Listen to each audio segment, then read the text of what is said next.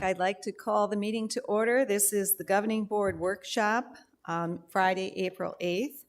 And we'd like to begin with the Pledge of Allegiance, if you're able to stand. I pledge allegiance to the flag of the United States of America and to the republic for which it stands, one nation, under God, indivisible, with liberty and justice for all.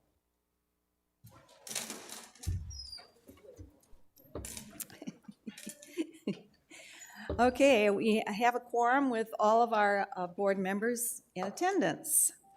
And I'd like to make comment, first of all, of the beautiful quilts that we have hanging up on our walls.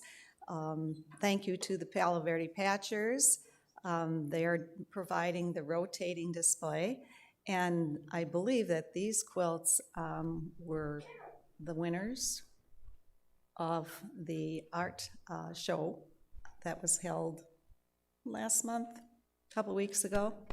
And so it's a very different technique, as you can see, a little high up in the ceiling, but we'll have to work on some lower hangers for the smaller quilts. Look, I don't have the name of the person that did them, but we'll get some signs up at some point. And thank you to the Arts and Design Committee for getting this established. Okay, the first item of business is the approval of the minutes from our last workshop, March 11th. Are there any additions, corrections, omissions, anything that needs to be fixed on those? Okay. Seeing none, then they will stand as written. Okay, informational stuff. Lots of informational stuff at this workshop. The first thing is Casey is going to bring us up to date with the new events ticketing system. So go ahead, Casey.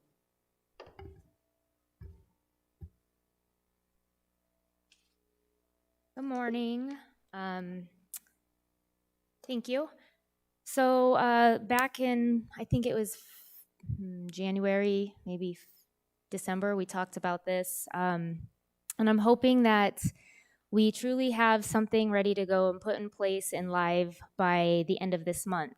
I was hoping to have something to show you, but we're just not there yet. There's a lot of components that still need to be revised. We're currently working with our membership data and their membership data, their being Audience View, which is going to be the ticketing program. So they're working on the membership being compatible together as we speak. They have their final meeting next week. So I apologize. I truly wish I had something for you, but Martin and I will get together and put a tutorial together and get that on e-news, social media. We'll get it on the website, and just as much as we can get for information for the full community. Just kind of wanted to tell you that this last year we had a little lack of events from compared years. 2018-19 we were rolling pretty good. The pandemic hit, so we weren't quite sure where we were going to be as of 2022 in the spring, but it looks like we're just going to get back to our business as usual for the 2022-2023 season. So do please expect to see more events coming as we head into the next fiscal year. Really excited. We have 2 new event planners. We have Karen Ashby, so you'll see a new face there, and Marisol Ortiz. She goes by Sunny, if you can't say her name. So you'll start seeing their faces as well. Just one little question. Anne, you brought up the recommendation for 2 tickets per person for ticket sales to make it fair for the residents. If we did that, it would be 2 separate transactions. So could we think about 4 tickets per household, possibly? Well, I guess my concern and what I had heard from people was that people buy them for people who are not Sun City West residents. I'm sure they do, but I think if we still did 2 per household, that would still happen. It's just that if you and your husband want to buy 4 tickets, then you would have 2 separate transactions. So it just makes it a little bit more difficult because you have to use your rec card number for each one. I doubt that that's going to deter people who want to buy tickets for people who are outside. My main concern is just that the people in Sun City West are getting their tickets before anyone who doesn't live here. Correct. And let me make myself very clear. This new program is not opening to the public or outside of our walls. So people will not have access. Now, 1 week prior to the event, if we are not sold out and we have plenty of tickets out, we could open that up to the outsiders and they will raise their prices as well. So that'll be up to $5 more for them, just like they're doing the association fees. So maybe something to think about, just for simplicity. We get a lot of phone calls and a lot of frustrations. So if you want to come on April 26th for our first live ticket sales, you're more than welcome to join us. Thank you, Casey, and I'm not trying to meddle in operations. I was just passing along comments I heard. Yeah, and I think that's fair. That's way more limited than what we have, the 4 per household. Because right now, the only limit we really have is for our dance and our cabarets. So the dance is 8, 1 table per household, and same, which is 8, and same for cabaret, which is 6. So that won't happen anymore. No Thank more you. tables. Okay. Any questions? No. Okay. Thank you. Thank you, Casey. Okay, next, Katie, you're going to talk a little bit about Club Track. I know that the committee, Charter Clubs Committee has had this conversation, but this is for now all of Sun City West to hear. Go ahead. Thank you for the opportunity. We are just humming right along with Club Track and the members swiping in. Everyone seems to generally have the hang of it. We're getting really good data, and we now have 3 months worth of data. So David in the finance department is going to start looking at how do we compare those month-to-month data. So some additional reporting we'll do on our end. Up till now, we've been doing the monthly reports from the individual clubs, so we can track it that way, but now it'll be nice to see how those clubs differ from month to month and start getting trend data that way. One issue we continue to work with the clubs on is training them how to swipe in their guests. There's been some confusion. There's 2 different types of guests. You have a owner member who's a prospective member of a club, and then you have a true guest who's just visiting that club with a member with no intention of joining the club. So the 2 ways that should be done, if it's an owner member thinking of joining the club should have them swipe in, and it'll tell whether that person's a valid rec centers member, and then they can just hit cancel because they're not checking in, and then write their name down on their reporting. So they track that in their own club bylaws, how many times a prospective member can join before they have to, can visit before they have to join the club. So they need to keep track of their specific names. If they're just a true guest, though, of course, we have that drop-down item on the software. So if you are bringing guests, you wait for all your guests to arrive, you swipe your card, use the little drop-down, and check in your guests that way. And then we are still struggling a bit on, the reporting works, but the automation of the reporting is not quite working yet, and same with the election. We have a few struggles there. We just found out the senior software developer has a extremely bad case of COVID, so we're a little slow on getting those fixed. We're hoping him all the best and he gets back on his feet. We are working with some of the junior developers, but it's a little slower than we'd hoped on that. So otherwise, things are just going great, and I'm happy to answer any questions. Okay, with elections, you're talking about clubs who want to use it for electing officers? Yeah, so during COVID, a lot of clubs started turning to us to help us run their elections virtually because things were shut down and they had to get their new officer elections. So we were able to handle that through SurveyMonkey and a couple other mechanisms. But when we went out to bid on this software, we wanted the developer to create an election component where we could, or the club could email their members and have them vote on a slate of candidates or something else like that. So that is probably 80% developed. We did a test with one club on it's more of a survey than an election. So there's still some bugs we need to work out on that. But once that's up and going, the clubs will be able to run their own virtual elections through the software. And are all clubs incorporated into this program now, or are you still working on a few that you haven't gotten to? So anywhere where we can have a computer and where we don't already track them through, say, the golf courses, we track the men's day and women's day, so we have a different mechanism. We don't want to have them have to sign in on a new piece of software. Horseshoes and dog park where we don't have network down there and there doesn't seem to be a need to track that data. We're not doing it there. The Sands pickleball courts are dedicated to resident play, not club play, so there's not a need to track it there. This, again, the software is to track the club usage. So otherwise, we pretty much have either all-in-ones or laptops at all these different other facilities, and they're doing a great job. We did just put an all-in-one up at pickleball, and we put an all-in-one in the back of the Stardust, the back 40, because most people come in through the back end. We had a computer up front, but they asked for an additional one back there. So we're pretty much everywhere we need to be at this point. Okay, any questions? Sharon? Do we have a process for people if you put your card in and it says you're not a member or it doesn't register, what you do with those? Mine registered as if I wasn't there. So I was just curious what the process is. They let me in. It wasn't that. It was just that I wanted to know what you should be doing. Should we be, I mean, because the offices might not be open, or do we have a process in place? Yeah, absolutely. So if you swipe your card and you're not found at all, Right. then it's a problem with your membership profile and you need to come see membership. If you swipe your card and you come up, but the club that you're trying to sign in is not there, it means there's a problem on the club roster, and you should tell an officer in the club.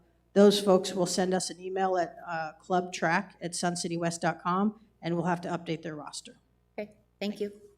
And then just as a comment, since first of all, I have a service dog. My husband goes to the dog park on a daily basis at 8 o'clock in the morning and at 4 o'clock in the afternoon. Several of the people at the dog park want to have the information tracked because during the busiest part of the season, there can be up to 70 dogs in the dog park in the mornings, and they are from other places than Sun City West. So when they come to count, the comment was, well, they come at 10 or 11 in the morning and no one's there at 10 or 11. They're all there at 7, 8, 9, they're gone, and then they come back around after or right before dinner. So either we need to, at some point, check who's going in and out, because that is a problem for the dog park, because they've come and talked to me. Sure. Okay. We could put in an unmanned computer there with point-to-point wireless, but you just walk past it. I mean, it wouldn't stop people being on the honor system of checking in. And again, it's really to check club usage. So if you're an owner member who's not a member of Sunshine Animal Club or one of the other clubs, we're not tracking you anyways. We just want the club data. So that would be more of a, do we want a man and have a person there at the gate all day long? That would really be a people issue, not an IT issue. Okay. One of the comments then was from them, we would like to see us like Marriott Hotel is. Can we slide our card to come in? Is there some reason we can't look at some process where if you have a card, you can come in? If not, you can't come in. It doesn't have to be that you are a member of the club. It's just a member of the rec centers to use the property. So that was a question for future. For ADA issues, and we've already had people struggling to open that gate, and so we've made some modifications to the gate. Now, if you've got someone in a wheelchair with a dog having to pull their card, hold the gate, I would really advise against that from that perspective. But certainly anything that the board decides they want us to pursue, we'd be happy to do that. Roberta, you were doing some investigation with dog park issues. Do you have a comment with Sharon's recent idea? Well, In terms of having to swipe. I just realized I have to add to my data how the others have access as far as swiping, the other communities. Oh, okay, you'd Yeah. have to look into that. Your concern has been brought up a number of times, so maybe we would be good to do some investigation into what other places do and how that might affect what we're doing. To Katie's point about the wheelchair or the access, my husband walks with a cane. He's 91 years old. He also plays golf. He's fairly active, but it is very difficult for him to use the gate because when he has the service dog with him, he has his hand with the leash, and it's a loose leash, but he still has to hold it, and he has his cane in the other hand, and he has to set something down in order to do that. So I'm understanding exactly what you're saying in regards to someone with an ADA. So we should be looking at it from that perspective as well. I get firsthand knowledge. Yes. Any other questions or comments for Katie? Anybody from the audience? Okay, let's move ahead in the agenda, and we're going into conversation about budget. And Todd, are you going to be doing the beginning conversation? The materials were provided to us a month ago, and so now it's our time to have that discussion. So go ahead, Todd. All right, thank you. All right, good morning. Today I'm going to have Gary Brawley with Gary Brawley Golf Course Design give an update on the Grandview Irrigation and Turf Conversion Project, which is scheduled to break ground in April of next year. I do have a couple of updates before I do turn it over to Gary. We had 2 public forums last month, and we're looking at having a third one this fall on November 18th, and that would be here in the lecture hall from 2 to 4. And we're also looking at a possible 4th forum after the first of the year as we get closer to the project start date. I'm also setting up times that I would be available to meet with residents at the Grandview Pro Shop to answer questions and concerns about the upcoming project. We have drawings and plans of the proposed desert landscape available in the Pro Shop at Grandview, and then we're planning on having those also at the other 6 golf courses for our residents to review. And with that, I'd like to go ahead and turn it over to Gary.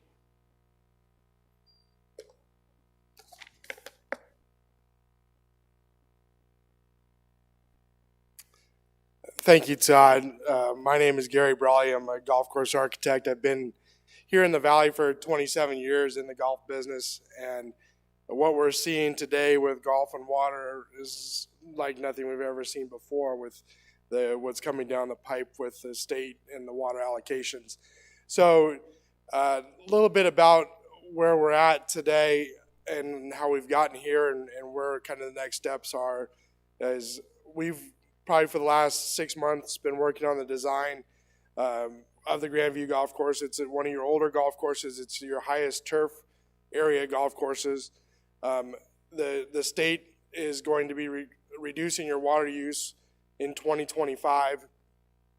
Fortunately for Sun City West, someone a long time ago decided to put a pipeline in between all your golf courses to move water between them, and you've received notification from the state that they're looking at your golf courses as one property, which helps because your water allocation is based on the number of golf holes, and with some of your newer golf courses having less turf, it helps that water allocation. So the impact that we're having to have on these older golf courses like Pebblebrook and it's Palmbrook, right? Pebblebrook and Grandview is a lot less, so which is a good thing. It's all the water thing that's hitting right now is pre-1984 golf courses. In 1984 is when the state started restricting the amount of water to be used on golf courses, which put us to the 90-acre golf courses like you see on your newer stuff and Trilogy of Estancia and some of those. So that's kind of where the deadline was. So we started looking at this Grandview project, schematically on the big level of how much turf we were going to keep, where we would take out turf to reduce our water consumption and look at irrigation efficiencies. We just started simply by playing with offsets off the property line, trying to get to numbers. In the meantime, when we first started, we didn't know that you were going to get this provision from the state that you had a continuous pipe, which helps touch your properties as a contiguous property.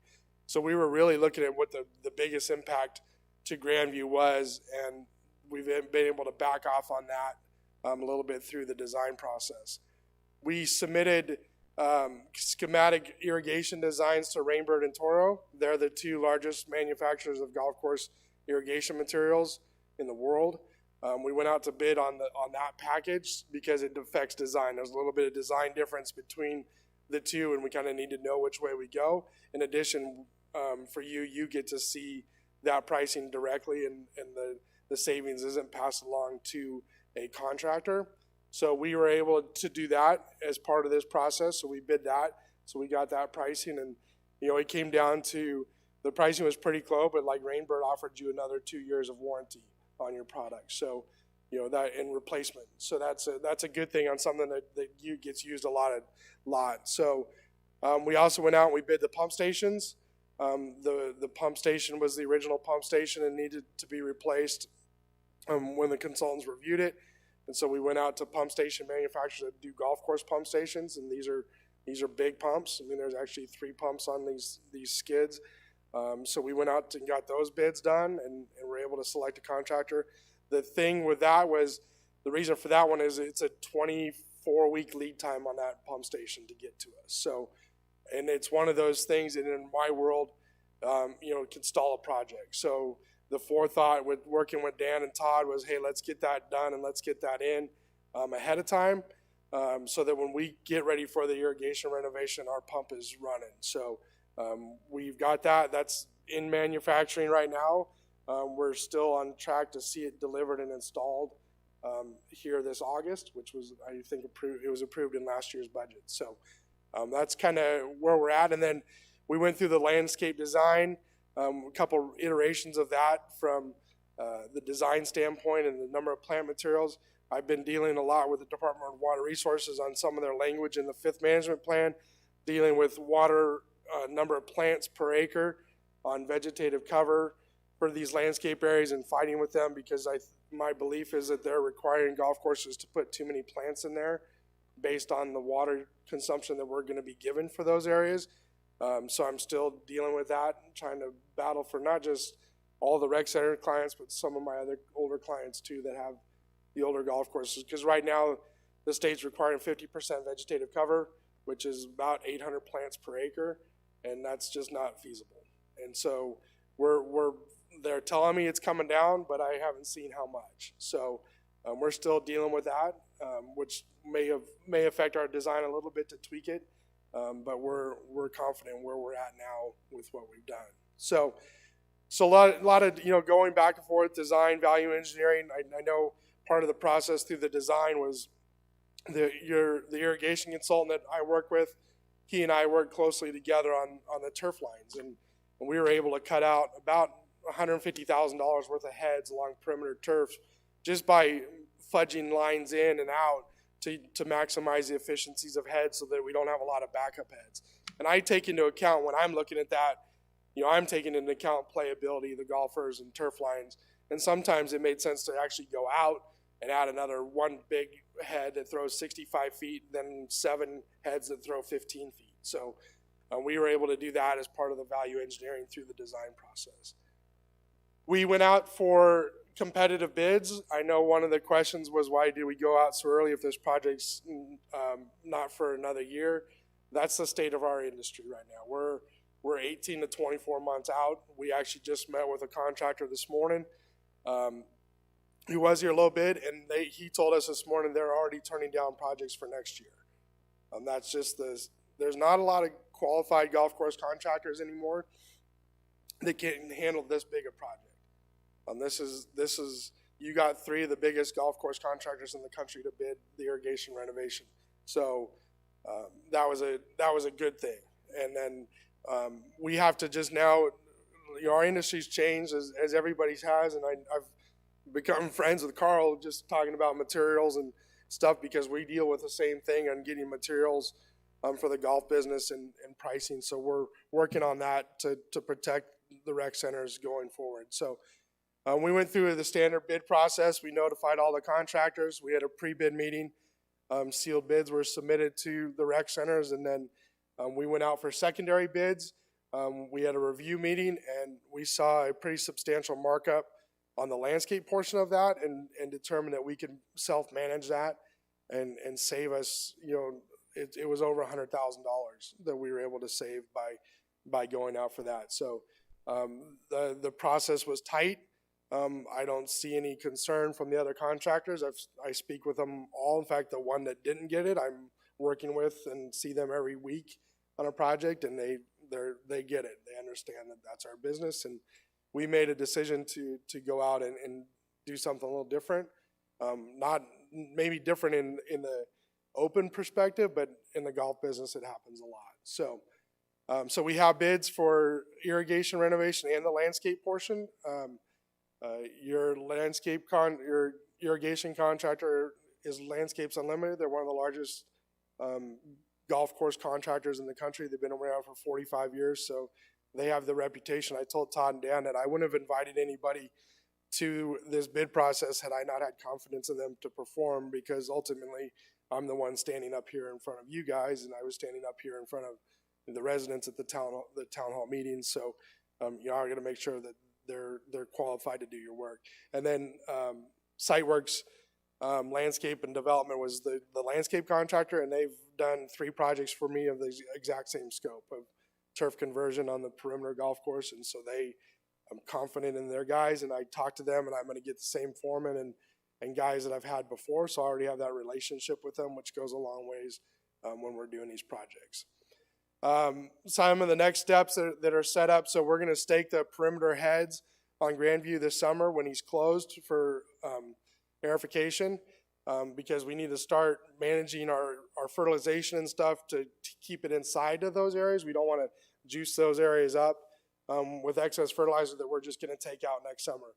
We're going to get on more of an aggressive weed program and turf conversion program on those perimeters this summer, kind of get ahead of it, because we're doing a no-till method. So we're not touching that ground out there. We're going to kill off that grass. So by staking those heads this summer, we're going to be able to get a little bit of that done going into the winter overseed, and kind of the plant likes to absorb some of that Roundup and stuff in the winter. And so if we can get a little bit of tickle on it late fall, it'll absorb that. And then when it comes out, it doesn't do well coming out of it. So it'll help you. It's going to have a big help on the back end of it by not having some weed pressure and stuff like that in these landscape areas. Pump station, as I mentioned, scheduled for installation 2022.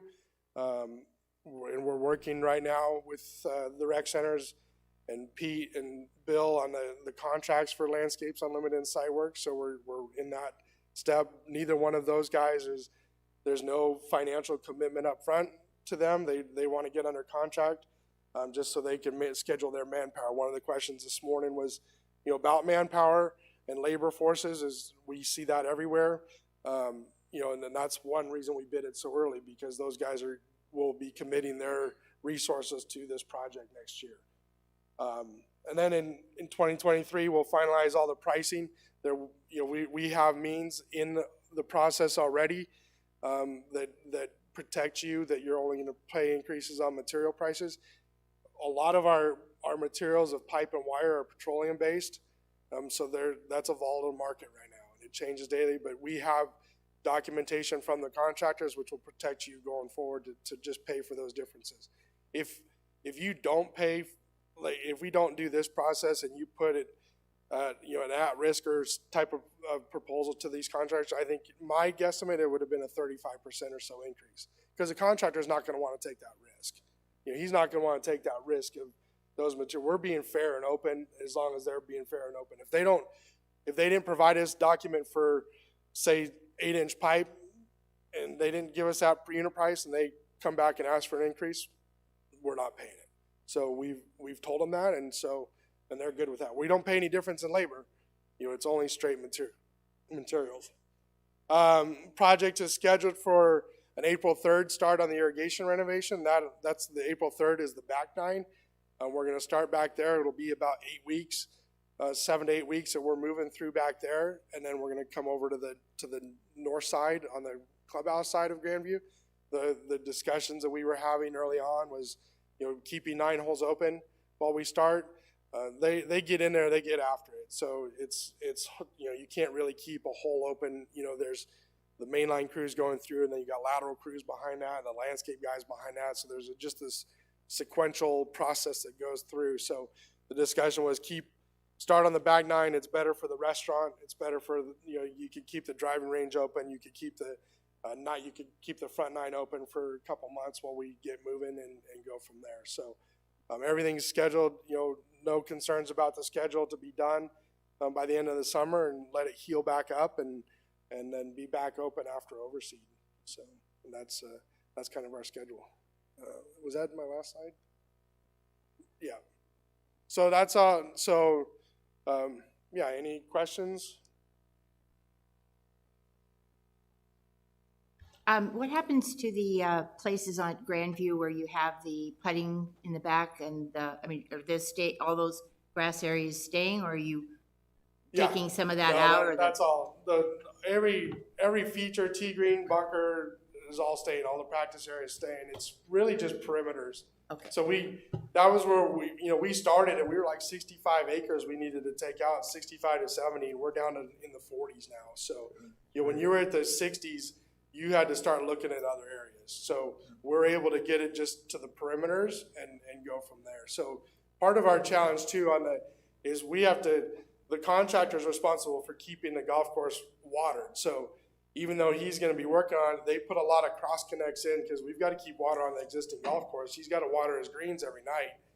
So there's a little bit of logistics there, but that's why you hire these big contractors, because they know it and that's part of their responsibility. So.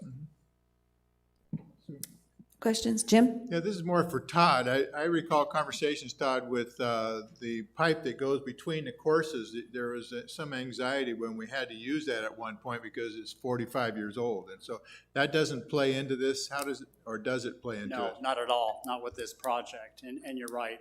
We don't like to use that pipeline just because of the age of it and some of the failures that we've had over the past.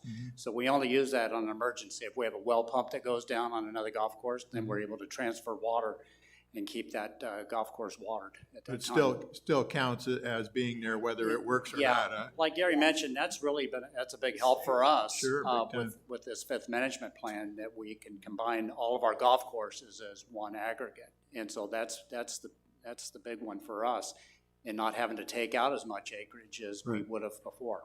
Second question, where is the pump station for Grandview? Is that right on 18? That's over there on 18, So over by your house. There's Yep. been a lot of work going on, and that's right outside our house, which is fine. We don't mind that part, but that's what's been going on over the last month or so? Yeah, what we've been doing over there really isn't related to the project I see, itself. okay. We had some repairs that we had to I make. see, We had to okay. replace some of the panels over there and some of the electrical components. So that Thank you was very much. completely different. Yep, okay. Yeah, I like the looks of what's going on. Hey, Sharon? Question. I'm on the 7th tee at Grandview, just so you know where I'm located. Oftentimes and this is just a comment for whoever sets up the carts that come by, the workers that are there. People ride right up next to on that one area that they come up because there's golfers playing, they're still out on the course. Are you looking at where they come so that we aren't putting plants there? I'm just curious because I noticed because they stop in front of our house because we have a tree, which is great. I don't have a problem with it. But I just didn't know if that was being taken into consideration on what they actually do. Yeah, so we have to because Cox and SRP or APS have an easement back there because that's where your lines are. So I think everything's like 15 feet off the walls. So, and that comment was made during one of our public meetings too. And, I know that Todd and Dan took that into account. It's not going to be overly planted, to not be able to get through there. And, they're just trying to avoid golf. So. Other questions? Sue, if I might, I'm back here. Oh, all right, Bill. Thank you. I just want to give a shout out to Gary and Todd and all of his team for all the work that they have put into this thus far. It's really an amazingly large project, and getting this kind of resolved now, knowing that there's so much lead time in the supply industry is critical, and we thank you for all your support. But one fact I think Gary touched on was the fact that we did separate these projects into an irrigation project for Grandview as well as landscaping. And he touched on the $100,000 savings and whatnot, but kudos to them for finding that for us. But secondly, just as a bit of a note, if and when the decision comes and we're going to start, if we leave Grandview open for 9 holes and they're working on that backside, on the irrigation side, that's one thing. But when it comes to the landscaping side, there's a sizable amount of work going into that, 40 plus acres. And I think I was reading in the contract that they're estimating that there's a mine for this granite that we're going to be using for the layover on this turf that's coming from the Lake Pleasant area. And that's going to involve 1,700 trucks to visit the golf course. It's going to be busy. That's a lot of transportation. So if you know what a large size granite truck looks like, and just imagine 1,700 of those loads coming our way. So it's going to be a pretty massive piece of work, and obviously there'll be traffic controls and those types of things out there, but it's big, very big. So could you tell us when that is so I can be out of town that whole month? It's probably going to take a while. It's going to be a long vacation. Other questions? Okay, we thank you very much. And, you know, I did attend one of the forums, and the community seems to be supportive. Just the homeowners are concerned about, okay, what's going to be in front of my house? And I think that you were very accommodating with assuring them that that conversation will take place, that you're not going to, you know, obstruct their view, et cetera. You know, that's the main thing that I've heard. I've met with several residents over at Grandview, and they were concerned that we were going to put trees and then some of the plants were going to grow up and it was going to block their view. And I said, that's not going to happen. In fact, a number of the trees, or most of the trees, are going to be along the wall on 14, 15, 16, 17 on the back 9, and then on the front 9 on the left-hand side of number 3, and also on the left-hand side along the wall, number 4. And I think that's going to help the residents kind of filter out some of that light pollution that's coming from the other side, and also the noise from Railroad and also Grand Avenue. So I think that's a win-win for everybody. But we are not going to be blocking the views. You know, they bought that lot to have the view of the golf course, and they're going to continue to have that with this project. I would think I wanted to add one more thing too. So in the design, we really took into account the number of road crossings and what those road frontage looks like. Because in my world of working with communities and community development, you know, those are important to everybody, not just the golfers. So we actually are almost 30% of all the plant material goes along the roadways. So our density of plant material along the roadways, along Meeker, along, you know, all the road crossings, you know, that's where we have some of the higher density landscaping and trees and stuff. Because, like, I know what the forums are going to look like, and you know, the non-golfer, well, what, are you kidding me? No, well, we want to make sure that we put an emphasis on those areas so that, you know, it benefits everybody in the community as they drive through. So those are going to change, but they're going to look sharp. So, you know, I'm working with a landscape architect that does big master plan community stuff and gets what those edges need to look like to just, you know, incorporate the whole community aspect. So, you know, a little bit denser on those areas than even in the golf course, but, you know, that was on purpose for the community at large and not just the golfing public. Okay, sounds good. Other questions? Anybody from the audience? Okay, thank you very much for the presentation. And next up, I believe we're starting with Carl. Oh, Todd is first. Okay, talking about capital projects. Our budget process has both capital items and operating things. So now let's talk about some of those capital projects. Okay, great. All right. The first capital project that we have, and we just discussed that, is the big one. It was the Grandview Irrigation and Turf Conversion Project, and we have just a little over or $6.5 million budgeted for that right now. And again, the start date is going to be next year, about a year from now, April 3rd, 2023. And then our Grandview shoreline repair over on the tee box over there, that'd be a similar project to what we've, our other projects that we've done in the community, like the one over on 14 at Trail Ridge this year, the split face block wall. We've budgeted $177,000 for that. And so we want to put a material in there that's going to match up to a hard edge that we had eventually put around the entire lake. At some point, we want to finish that entire lake and also the island out there on 14. So I think we'll go ahead and go with the split face block wall, and then when the time comes to do the entire lake, we can just tie right into that. And then we'll do that project May of 2023. We'll budget for it right now, and then when we close the golf course, we can go ahead and complete that project.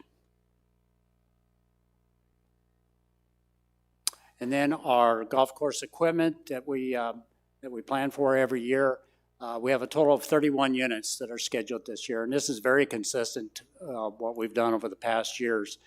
And this really helps keep our operating expenses down in our rolling stock line item, that we're not having to put a lot of money into some old equipment to keep it up and running. Plus, it keeps our productivity up where the mowers aren't sitting in the shop, all that downtime. So we have that works out to be about an average of 4 units per golf course, so it's not a lot. And then average replacement per golf course is about $179,000 on that one. And of that, the equipment is just over $1 million, and that's our mowers and bunker rakes, top dressers, those kind of things. And then utility vehicles, that's I think there's a pickup truck that's included in that price, and mostly it's utility carts and also transportation carts and some of our heavy duty utility carts that we use on the golf course on a daily basis. And that has just a breakdown of the equipment and which golf course it's going to be located at. And some more detail on the utility vehicles also. And then in golf operations, we're looking at replacing some of the golf carts, the rental fleet, 20 golf carts this time. And I think now I'll turn that over to Carl. Thank you, Todd. Good morning, everyone. Moving over to the capital side of things for repair and replacement items above $50,000. Our first item is the R.H. Johnson parking lot asphalt mill and replace. This is a 290,000 square foot parking lot. We are currently out for bid, similar to what Mr. Brawley shared about long lead times, availability of crews. Our asphalt companies, I'm out to bid with 4 major asphalt vendors, and they have all informed me that they are booking up very quickly. So I have those scopes out. Pete and I reviewed my scopes this week, and they are sent out to the vendors so that we can get some dates plugged in once we know who the low bidding is. Again, this has been proposed for $915,000, and we are planning this project in a 2-phase approach, 2 mobilizations. So from ARC through the common drive of the Meeker entrance, start to finish, and then when that's complete, we would do the library parking lot and the R.H. Johnson shared driveway between the months of July and October. This project scale and funding, similar to the Kuntz project that was done last year. Should there be any decisions need to be made about soil stabilization and how that would get funded, there is a bit of funds planned in this dollar amount, so I am expecting bids to come in below $915,000, and then we will make best choices on whether we let things air dry stabilize, which is an inconvenience to our community, but is of convenience to our budget. So best choices will be made once the ground has been broken open in all cases when we talk about mill and replacement in this budget. Moving on to R.H. Johnson Recreation Center interior lighting. This is the community's last of the 4 rec centers. So we are proposing that all of the interior lighting throughout all of R.H. Johnson, every outbuilding, every connected building, has the renovation done to LED fixtures. $370,000. Some of the largest areas in this budget are the social hall conversion. That's a big task. Buildings like admin. Most of the sports pavilion has already had areas converted. The library is a big retrofit. And this project will be scheduled starting in the summer and just work throughout the year as we get the tradesmen available to do those spaces without trying to interrupt clubs very much. So, and it would be tied into the proposal for the admin building's carpet removal and replacement, and do it at the same time so that admin's not affected twice. The only remaining areas after this project is complete would be a conversation about the 7 pro shops and their maintenance buildings, from the typical lighting that they have, like that's in this room now. And then the last 3 sports facilities that would need conversion at some point are the Palm Ridge pickleball courts. They still work off a metal halide system. The RH Lawn Bowl area, both the walking track and the lawn bowl facility itself, and the Kuntz tennis courts, if we were to ever make improvements over there. And we would address that. Pete and I are looking at how we're going to implement that into the future planning. I do have vendors giving me some proposals for those areas so that we can know how to plan for the future. So that's for, those conversions are as dollars permit in the future. The R.H. Johnson Arts and Crafts flat roof restoration. This is a project that we do occasionally on all of our building roofs as the useful life of our roofs go past the warranty date. I average 12 to 15 years on a roof, and our warranties are for 10. So this project renews the Arts and Crafts building's roof warranty for a refreshed new. And the great thing about restorations is that this is what keeps us from having to actually replace a roof at a much larger cost and inconvenience to the closing buildings in the community. The R.H. Johnson mini golf lighting replacement is proposed for this year, $120,000. The scope specifications is for Musco Sport lighting. Musco Sports lighting, it gives us a guaranteed light design and photometrics, and it also gives us a 10-year warranty, which eliminates 100% of maintenance costs for 10 years. The return of investment on this project is a 40 to 85% savings over its life. And what that means is that currently our metal halide replacement is very expensive. They don't last quite the time that an LED light fixture does. So you have that reduced cost in replacement, especially for the first 10 years. And then approximately a 40% power reduction in our utility bills. The Deer Valley Pro Shop parking lot asphalt mill and replacement project. This is a 34,500 square foot lot. It is also currently out for bid to meet the golf course closure timelines. That's what's critical on this. This is a date-specific project and is planned for August 5th and is approximately 2 weeks long. The next set of projects are items over $50,000 that are considered new, not repair and replacement. It has been proposed to refurbish the street fences along 2 areas of our community. These fence lines at Lasso and Limewood Drive are on the southernmost boundary of the rec centers. These 2 existing entrances are the old Del Webb manufacturing yards entrances.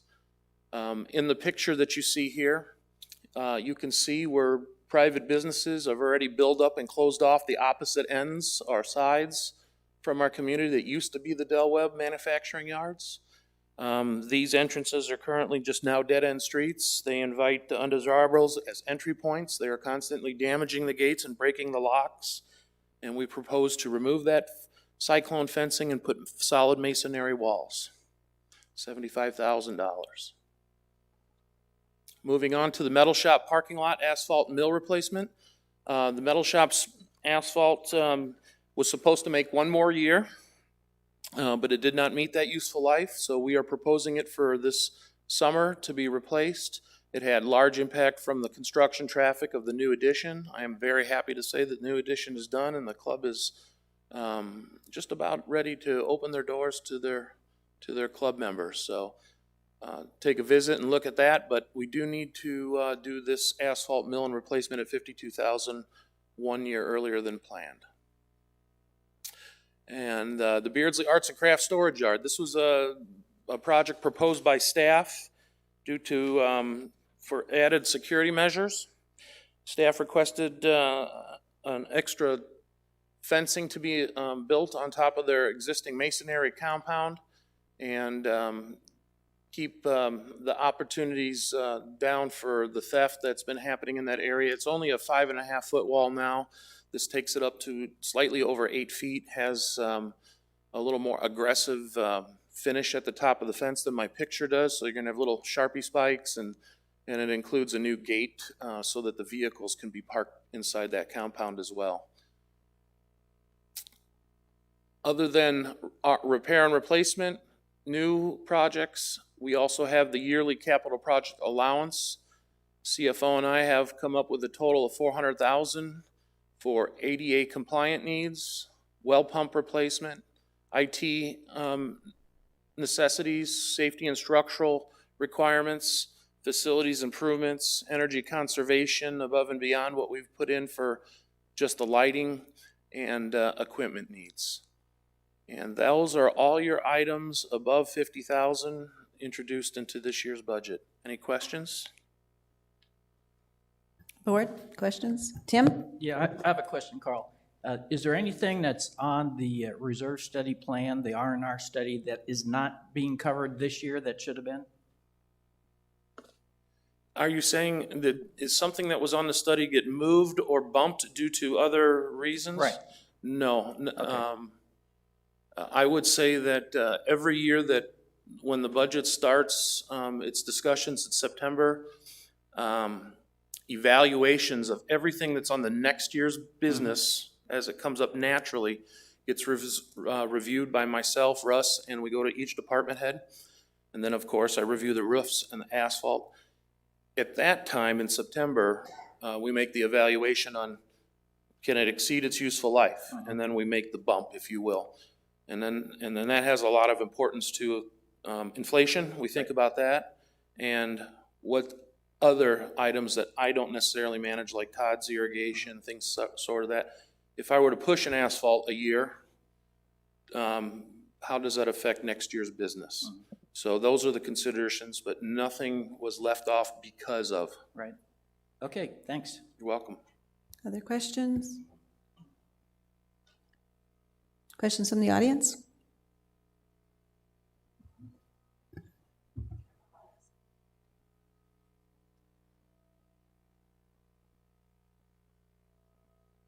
Tom Jones, 119-390. As a representative from ARC, I have a couple of questions. The R.H. Johnson parking lot, will the lake between us and the men's club, will that be corrected, or is that a underlayment situation? Wouldn't call it a lake, but Okay, a pond.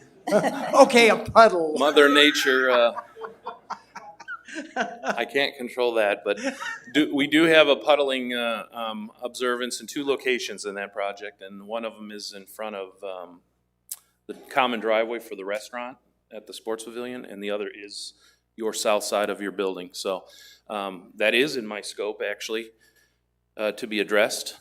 We have to be very casual about that because we don't want to change the grading and drainage and make other areas worse, but it is being looked at for sure. Thank you. The other is the ARC building scheduled for LED lighting. Thought it already had LED lighting, so I better go re-walk the building. It is not on that $370,000 list item, no. I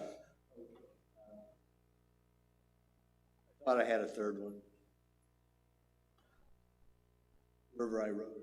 Oh, on the fences that are being set to be block walls, does that restrict fire access? No, the first step in that conversation was to have a discussion with AFMA, and they were the first body to give approval that they have no need for that access. Now, I will say that this does require architectural and engineering, and that means I go to county for a permit. County's view on this could be different because it could involve the conversation of McDOT, because it is a street. So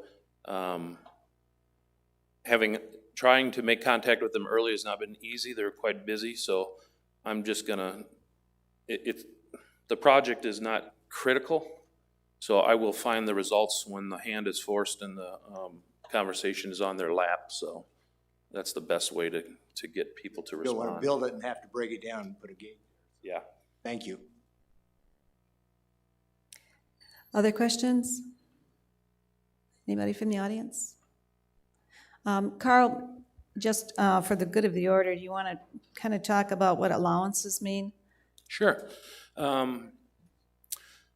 Allowances on this screen here, we put the slide at $400,000, but in the finances team's budget, you'll see that's broken down by line item, what dollar.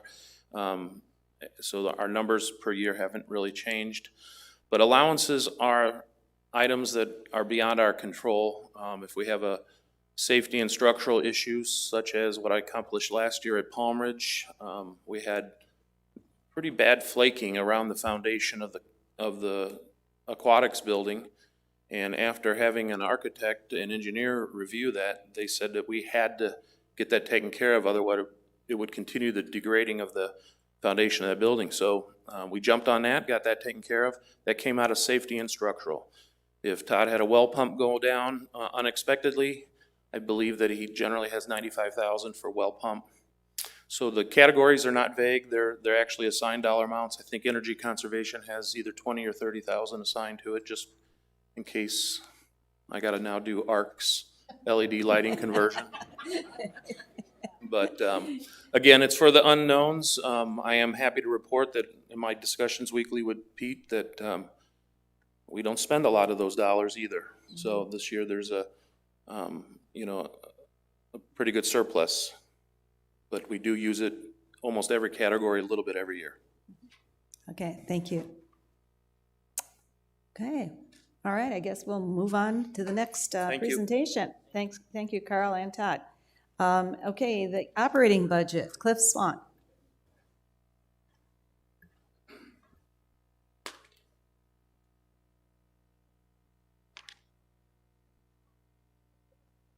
All right.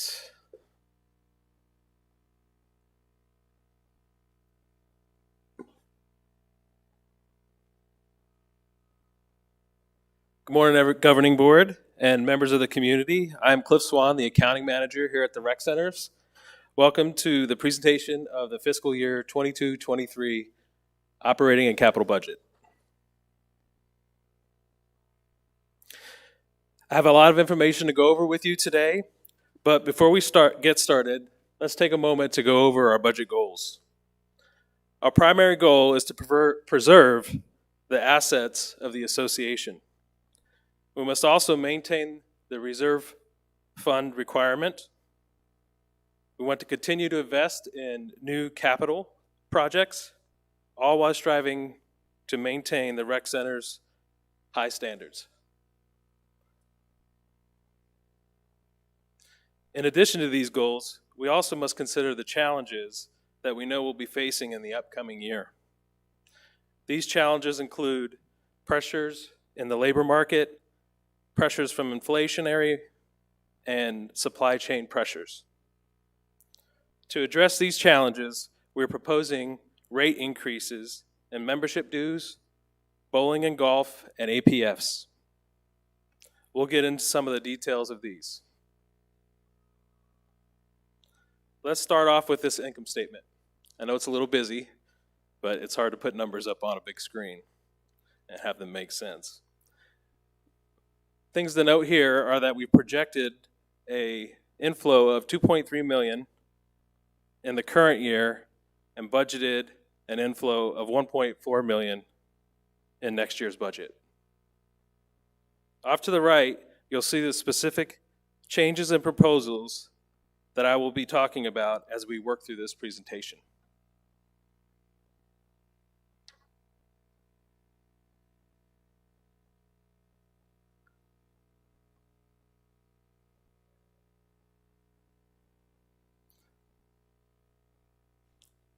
Now, you may have noticed that the proposed budget is different from the one handed out at the March 11th workshop. Here are some of the specific changes that we made to that budget.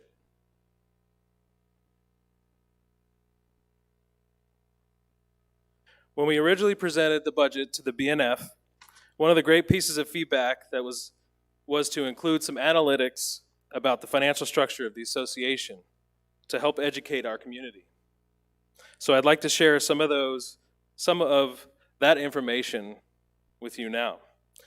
This pie chart illustrates our operating expenses by category. The thing to note here is that 63% of our overall expenses is attributed to salaries, wages, and benefits. We are in the service industry, and we have a huge investment in our people. This visual illustrates all other expenses excluding payroll. The 5 expense categories that I've called out here are utilities, repairs and maintenance, landscape maintenance, operating expenses, and credit card fees. These 5 areas are going to be impacted most in our budget.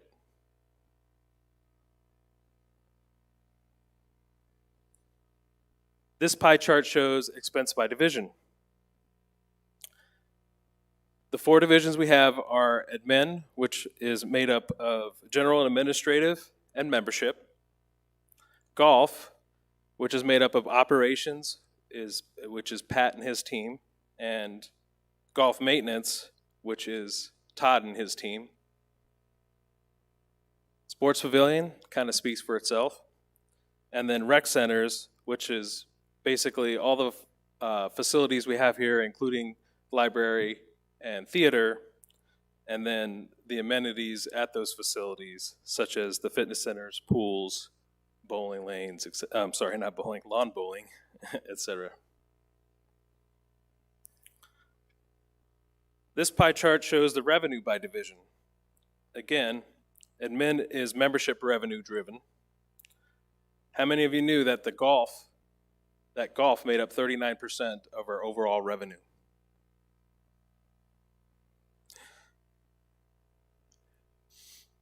I like this slide because it shows revenue and expense side by side for each division. Where the expense exceeds the revenue, this creates a subsidy. The divisions that make up our subsidies are our amenities: rec centers, golf, and bowling.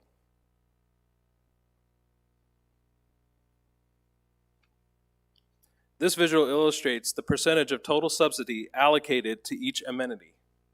You can see that the sports pavilion is subsidized at 1%, golf 16%, and rec centers 83%.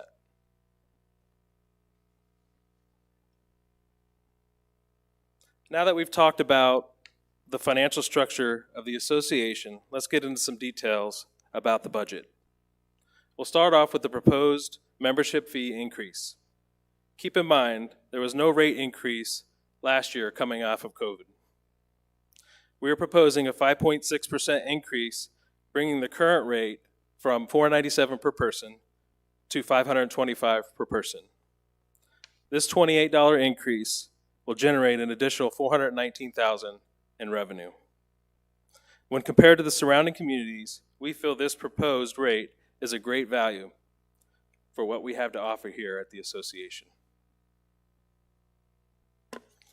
Again, why are we proposing this? As I mentioned before, this addresses some significant operational challenges we have ahead of us in these specific areas with labor, overall inflation increases, and supply chain impacts. Remember, 63% of our overall expense is attributed to people. This chart illustrates our full-time equivalents, or FTEs, for the past 8 years. As you can clearly see, we are having trouble filling seats, not unlike any other service-based industry today.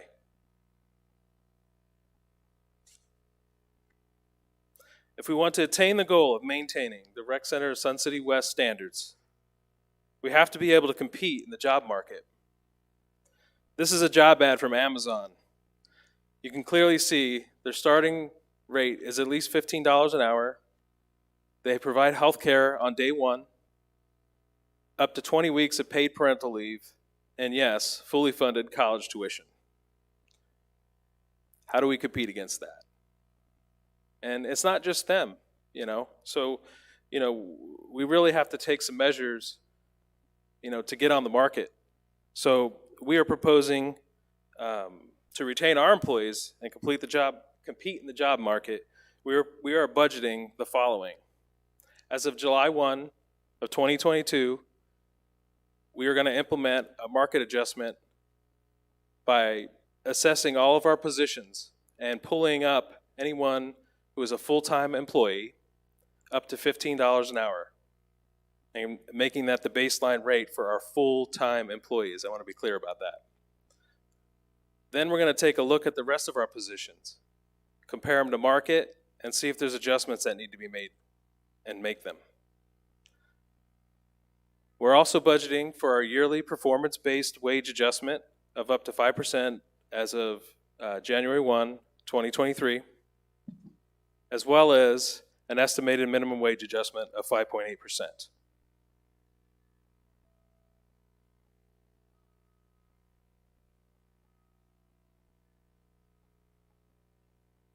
Another measure we are taking is in the area of benefits. In 2022, our healthcare premium increased to 20%. In 2023, we're estimating a 15% increase on top of that. Now, to get more competitive and in the job market and to help retain our employees, effective January 1 of 2022, we enacted a change in our employee contribution ratio, where the employee will cover, they used to cover 20% of the premium, now we're having them cover 15% of the premium. That's just another measure we're trying to do to help attract employees and retain our current employees. In addition to the labor pressures, another challenge we are facing is in repairs and maintenance. The inflationary and supply chain pressures are driving up costs. We budgeted an inflationary increase across the board of 5%. In addition, there is a Palm Ridge seal and stripe project, as well as the Deer Valley concrete golf cart path that needs to be repaired. Utilities are our second largest operating expense. You may have heard Bill say, we are people in power. Naturally, the supply chain and inflationary pressures will impact these expenses as well. Fortunately, we've had operational efficiencies due to those lighting projects at Palm Ridge and Kuntz, and hopefully the approved R.H. Johnson lighting project for next year.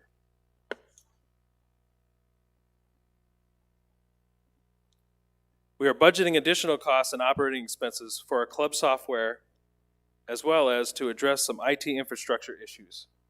The facility is 40 years old, and the IT infrastructure shows it. We're planning on converting our facilities to fiber, and then also we're budgeting a contingency to 4G in the event of an outage. Some of you may have experienced the inconvenience that's created when the system goes down at the golf course and in the rec centers. With the proposed infrastructure improvements, those will be drastically reduced. Credit card expenses are a significant portion of our expenses. How many of you know that our credit card fees are $500,000 a year? It makes sense, right? So, making the transaction process easier comes at a cost. And here you can see what our credit card fees have done from 2018 through the current year budget.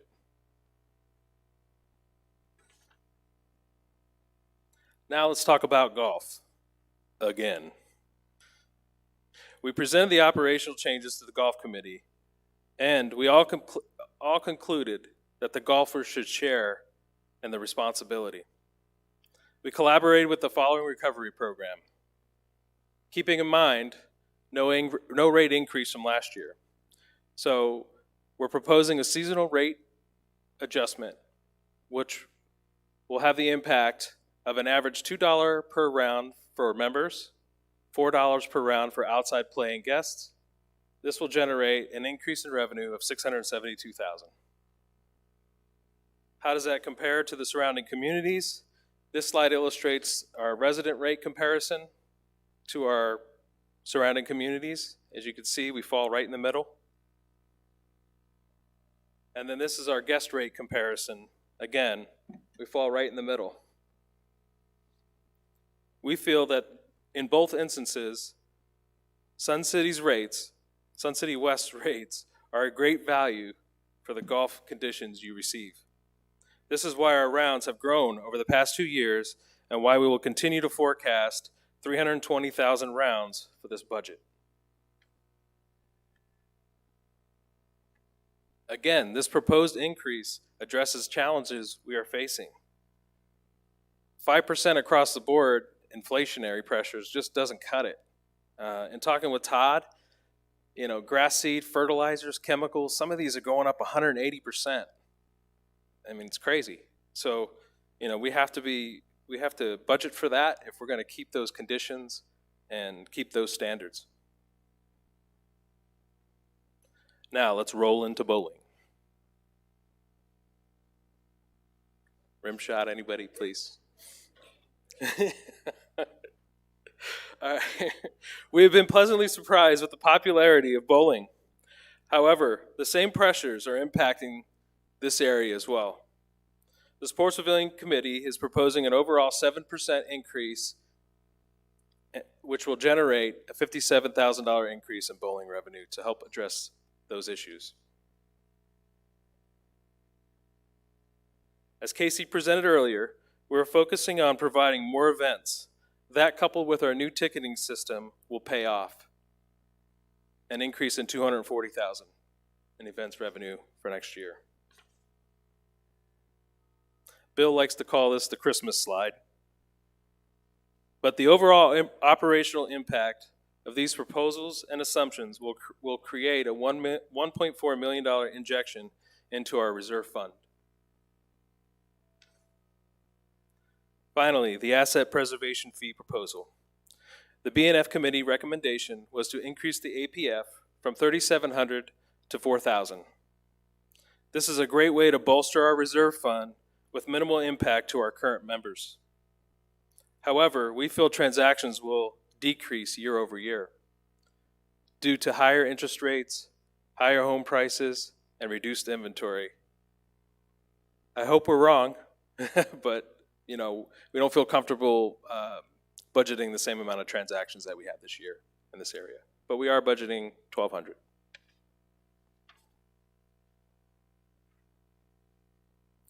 One of the goals of this budget is to meet the minimum reserve requirement. The reserve fund is for future capital spend. We also need to keep in mind master planning. We never want to have to approach our members with a special assessment because we haven't adequately reserved. This budget will return an FFB of 52%. Even with the large projected capital spends over the next 5 years, we are currently projecting at least 49%.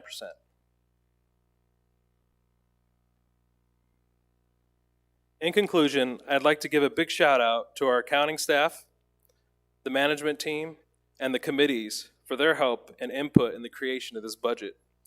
We feel this budget satisfies the budget goals, at the same time addresses the unprecedented challenges we are facing.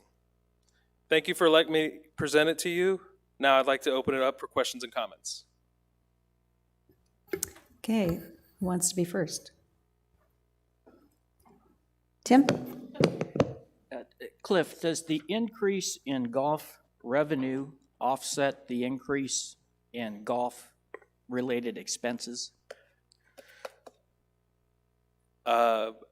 Operationally, non-payroll, yes. Okay. It doesn't fully offset it, to answer your question. And what is the financial impact of the increase in wages and benefits that you're projecting?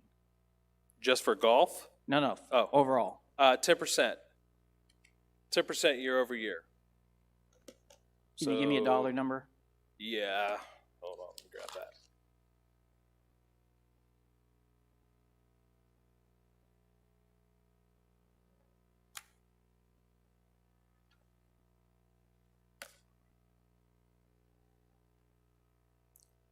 It's about $1.5 million. Of wages and benefits increase over what it was this year? Correct. Okay. I'll let somebody else. I have a Okay, couple more. anybody else have a question? Audience? Let's go, Tim. What do you okay. got? This is just a question, okay? I'm not Sure. advocating a position one way or the other. Okay. But is there any discussion through the financial groups about having the rec centers, the clubs in the rec centers contribute anything to their overhead? Well, I'd have to is Casey here? Well, we've talked about it. Mm-hmm. Just a conversation. That's all but this is. Yeah, yeah, Right? we have talked about it. We've kicked it around a little bit, but we haven't made any decisions. But, we have discussed that. The only reason I ask is because the subsidy for golf comes up periodically. Yeah. But the subsidy for the rec centers never comes up. And I just wondered if there's any offsetting conversations for that. Casey, maybe you can answer that. Sure, surprise question. We do have a price sheet that's based for the clubs, and it is a discounted rate for them. So if they don't have their dedicated space, then they are required to pay some type of fee depending upon the venue.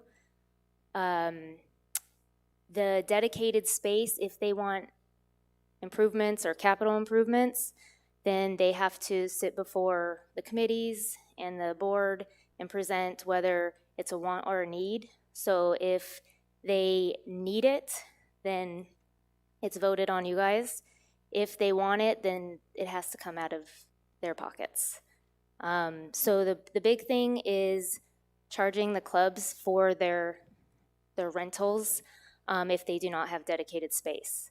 So the best example is each club gets 2 free events a year, special events, socials, whatever that may be. And then anything after that, they do have to be charged that fee for whatever location it's at.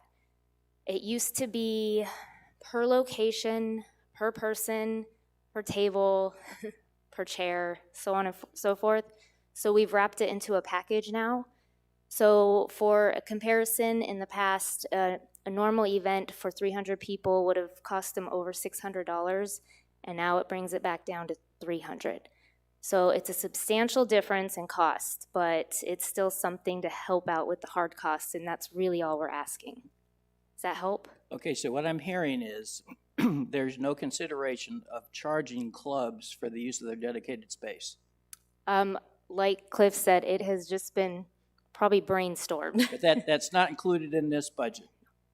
No. Okay, I just wanted to make sure that was clear. Thanks. Sharon? Well, Casey's still here. Has there been any discussion about wrapping the credit card cost into the person who's buying it, using a credit card? Using a credit card. In other words, your credit card rates go up based on what the banks charge you. I understand exactly how this works, but if you're paying with a credit card, I'm asking if that's included in your ticket price. Yeah, that's a Cliff question. Oh, Okay, well, you had credit cards down as one of the things that happens with events. So I'm asking on the events if you're wrapping in general. Are you wrapping in the credit card charge for those people? No. Okay, so So it is just. what we were talking about was clubs. Now we've moved on to ticketing, correct? Yes. Okay. So for ticketing, we can actually itemize now. So what you used to pay, or you currently do for any tickets with arts people, I couldn't itemize anything. Now I can itemize and show you guys what the additional fees are, so the ticket per ticket. In the past, authorized.net is what we've used, and we're going to continue that and just with the conversion with the new vendor, which is Audience View. So that is all rolled up into that cost of the ticket as well. So then I understand then that the credit card increase is being covered. Well, then, no, the fee. that's my question. Yeah, no, yeah.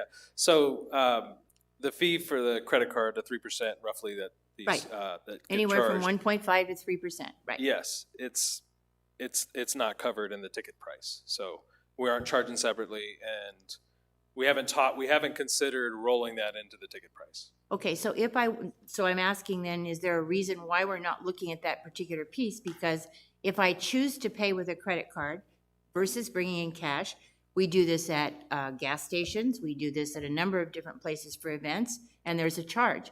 So it's something that we should be considering so that the rest of the people who aren't using credit cards get a discount, I guess, or not have to pay for everybody else's credit cards.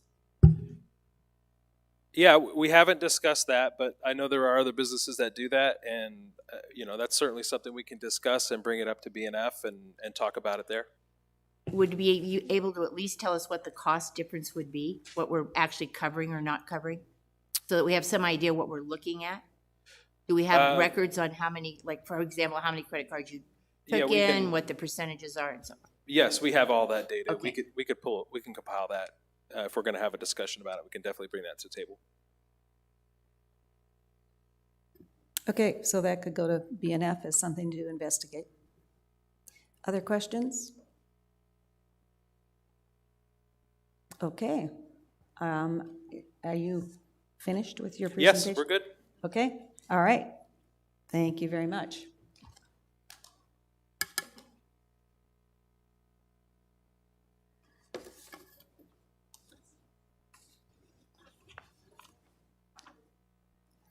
Okay, the next item on the agenda is Code of Conduct discussion.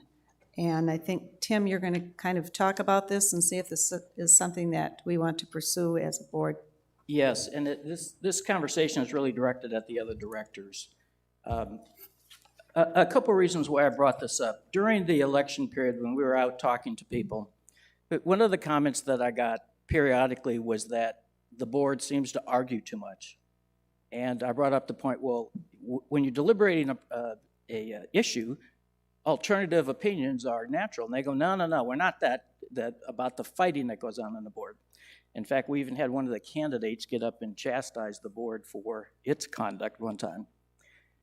The other thing that, as I look at governance, policy governance models, one of the aspects of it is how the board operates itself. And the point that's made is, how can a board oversee their corporation if they don't oversee themselves? And what I would like to do is to start a conversation among the directors. And I think this is a very opportune time to do it, because I think the board as it's set up currently right now has some pretty strong alternate opinions, okay? And I think that if we can have a discussion and come up with a set of guidelines, there are some guidelines in the director's guide, but those are just guides. What I'd really like to do is to formalize and even codify that in some sort of policy that we can all agree to, that not only is this the responsibilities and roles that we have, but this is the way that we are going to operate as a board, and that we are going to respect each other and be professional in how we deal with each other. So I would just like to open it up to conversations about, do you think we need this? What would be in it? And this is probably going to be a fairly long-running conversation, I would think. Not today, but I mean over a period of time. And just see what some of the other directors thought about that idea. Okay, opinions? Ideas? Donna? I like your idea, Tim. Thank And you, Tommy. I think it's a great idea, and I think it's important. And I'd like to see what you would propose, because I think it's necessary. Tim, you want to respond to that? Yeah, just let me say that as I was looking through this, and I did come up with some ideas, one of the concepts that I think has to be ingrained from the very beginning is that the Board of Conduct has to lay out specifically how people are going to operate in a professional manner, okay? It cannot be used as a way to silence the minority. It cannot be used to retaliate against someone who's got an alternative opinion.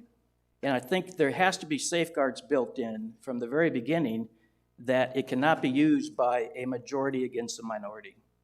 Okay, so I think it's got to be well thought out. It's got to be agreed on by everybody. And I think that it could go a long way to settling some of the outward displays that our residents have mentioned about the board not getting along.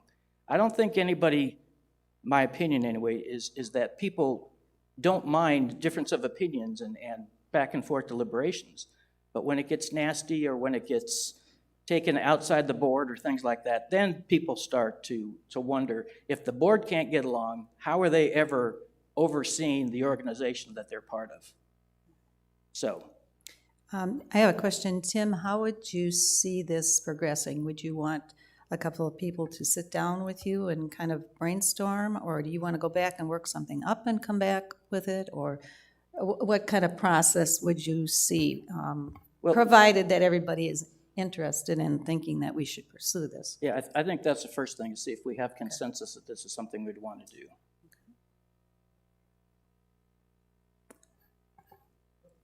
Okay, let's see, am I seeing nods that we should, pursue something like this? Any opposition to seeing what we might come up with? Okay, so if I'm taking that as agreement that we should maybe give a little effort into this. Lisa? Tim, would it be possible for you to put something together, a plan, if you would, to present to us? Sure. And show us what your thought process is? Right. Doing some research on this, if you go to some of the Carver books, there are examples of what other people have used. Mm-hmm. And in fact, I have put something together, but I wanted input first. And I didn't write this whole thing. I cut and pasted from several different things. So anybody wants to say. Yeah, the research has a lot of exactly. it. And I'll be glad to put sightings in where it all came from. But yeah, I mean, it basically lays out, in the bylaws, it tells what our duties are, okay, what our responsibilities are. This is more along the lines of how we should behave, how we should build respect amongst each other, and what happens if someone transgresses that trust, okay? But you can't have transgressions unless you lay out, this is what we expect everybody to do, okay? And the first part would be laying out what everybody should do and get agreement on that, okay? And like I said, again, I think this is a great board to do it, because if we can all agree, it could carry out into the future. So what I'd like to do is, the first thing is just kind of lay out what the aspects of what we should do, how our conduct should be, that sort of thing, and send it to everybody. And then they can send back input to me, and I'll put it all together, and I'll send it to you, so you can send it out to everybody, and we can go from there. Okay, so then at one of our future meetings, then we'll have something to react to. Right. Okay. We'll see what the timing is, but I think, like you're indicated, it might take us a number of sessions until we come up with something, but if we can work at it a little bit each time, maybe we'll get there. Right. No, I don't think this should be done quickly. I think it should be done with deliberation. I agree. Thank you very much for taking it on. Lisa? And currently what we have in our current director's guides, are you going to work off of that? Yes, yes, but it will be an amplification of what's in the guide. I mean, the guide says we talk with one voice, and once a decision is made, the board acts as one, that kind of stuff. That's the foundation for what it is. But being a little bit more specific about actions outside the board and people taking authority to go do something on their own and that kind of stuff. So let me lay it out and invite criticism and critique, and we will work something out. Okay, sounds good. Great, thank you. All right, let's move on to the next item. A reminder that at the April 28th, I believe it is, regular meeting, the new governing board members that will be taking office in July come forth and we have an election of officers that they will have for their board that begins July 1st.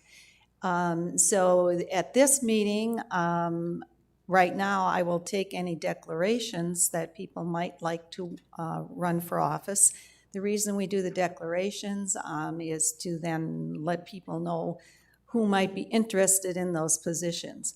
It doesn't preclude people from changing their mind or additional people at the meeting to also move ahead.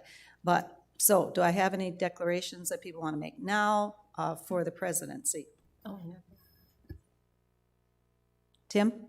Yes, I would like to declare that I would like to be nominated and voted to be president.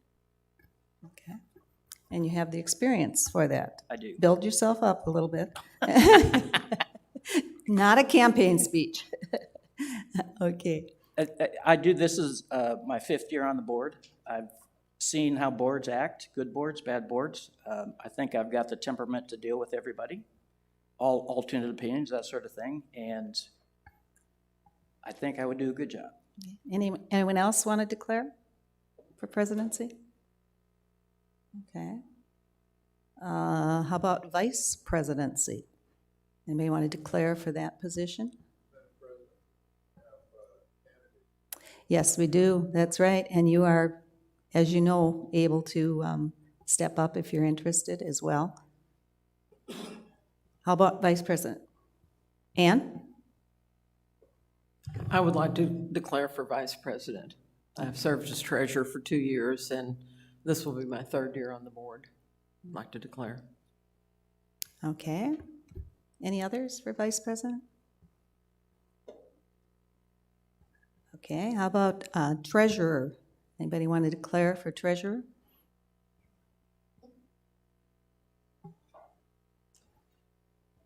Ah, I see a body coming forward. Dick Rhodes, 125790, Director-elect, and I would like to declare for Treasurer. Okay, and your experience? Build yourself up. Well, I have 40 years of experience in executive management. I've been responsible for over 1,000 employees with a budget of in excess of $45 million. I have significant experience in executive and board meetings in various capacities, from chairman, including multidisciplinary task forces with Department of Defense, Department of Treasury, Department of Justice, Social Security Administration. So I have a wide level of experience with other types of people and executives, and significant experience with budgetary matters. Okay, thank you. Any other declarations for treasurer? Okay, how about declarations for secretary? Roberta? I declare that I'm running for secretary. Okay, build yourself up. Come on, Roberta. Well, I have lots of secretarial experience, work-wise, years ago, and I was the original secretary for the Zymergy Club, and have done secretarial duties on and off over the years with HOAs. Okay, thank you. And we have another body standing. Jack Leary, I'd like to declare for secretary. I have 40 years' experience in business, working in federally regulated healthcare industries. So I know the importance of documentation, complete note-taking, record-keeping, to make sure that we are compliant with laws, regulations, and rules. Okay, thank you. Anybody else for secretary? Okay, so now we know who's interested, and we'll see if they change their minds by the end of the end of the month, or if we have additional ones. So I thank you very much for stepping forward and talking about that. Okay, now we're on to board director comments. So who wants to start? Donna, you have any comments? No comment. Ann? No comment. Lisa? No comment. Harry? No comments. Roberta? No. Jim? Sharon? Tim? I do have a comment on the budget presentation, and it was different than we've seen in the past. It wasn't a bunch of jumbled numbers. It was actually more visible or visual, and since I'm a visual guy, I appreciate it. Thank you, Cliff. Okay, and I can echo that as well. Very nicely done, and we really appreciate that. Okay, our next meeting. Well, one comment I had. Oh, Roberta. Yeah, I did want to thank Carl and Katie for the new capital project website. And the page is very useful. It gives you an update on all the projects. And that's one way to keep an eye on what's going on. And it's very useful. Thank you. Yeah, thank you. Audience, any comments? No? No. I got them. It's just that he thought that you had missed. Oh, Bill.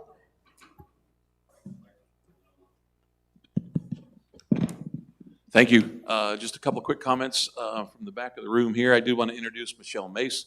She is in the room today, our consultant with our master plan update. She is well underway and doing all the analysis from recent surveys and focus group meetings. So she'll be presenting next month at our May workshop. She's going to be touring some clubs today as well as Monday, attending some meetings. She'll be presenting on the radio as well. So welcome. Early morning flight from Austin. All right. And I'm going to pass the microphone over to Katie to give you just a little bit of update on the new fiber company coming to town that you may see doing a lot of work in the neighborhood.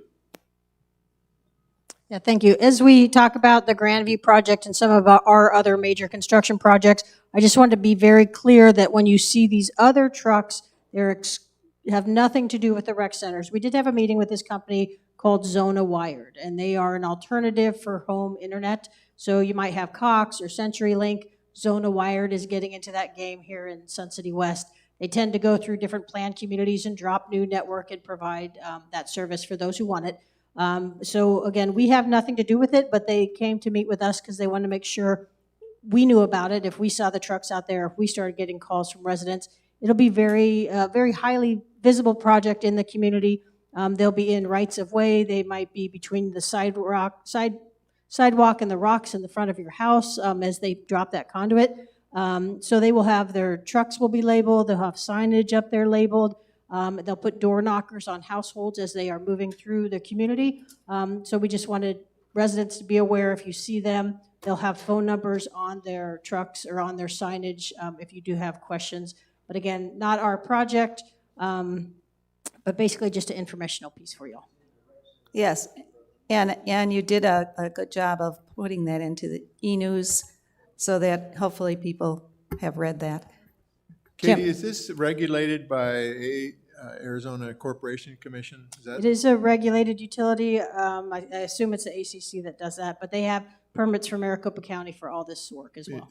Is this an attempt to, there's not a monopoly, is it just that they ask permission to jump into this market? Is that what's going on, do you know? Yeah, just a private company that decided they wanted to provide an alternative to those two major vendors. And they've done a very good job. They have a very high acceptance rate from these other communities. Like I said, they tend to go in planned community developments. They said they had a lot of people who used to live in Vistancia moved here and said, when you come to Sun City West.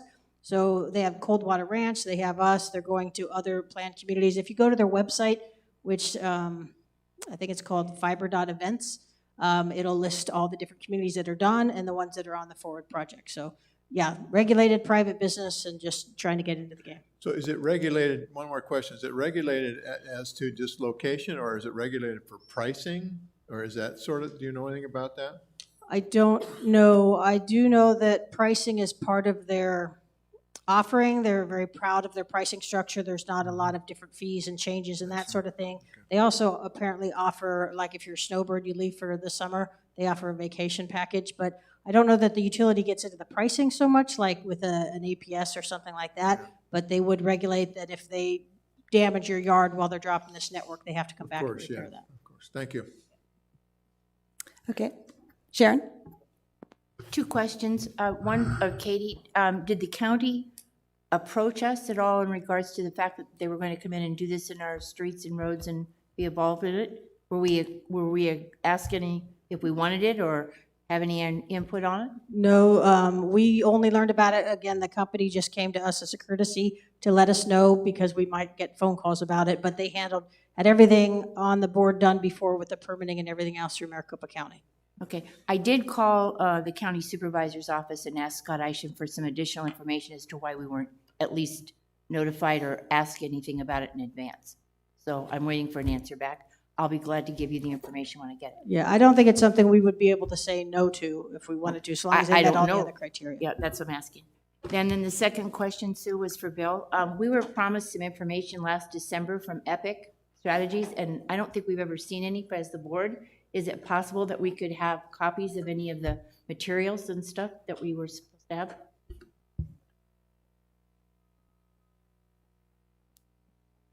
Yes, ma'am. The Epic feedback that we did receive was shared with Michelle as we were part of that program, evolved into the feedback sessions that we had with the local residents here. And Michelle is incorporating all of that into the update report that is scheduled for May.